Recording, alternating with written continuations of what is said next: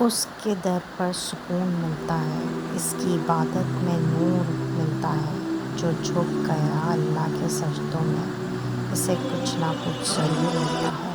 اللہ کا شکر ادا کرو، یہ نہ سوچو اللہ تمہاری دعا فوراً قبول کیوں نہیں کرتا، بلکہ یہ شکر ادا کرو وہ تمہارے گناہوں کی سزا فوراً نہیں دیتا۔ اپنے بہترین وقت کو نماز کے لیے وقف کر لو، کیونکہ تمہارے سب کام تمہاری نماز کے بعد قبول ہوں گے۔ اور یہی کرم کافی ہوا اللہ کا کہ اس نے مجھے رسول صلی اللہ علیہ وسلم کا امتی بنایا۔ اللہ کو وہ انسان بہت پسند ہے جو اپنی جوانی اللہ کی عبادت میں گزارتا ہے۔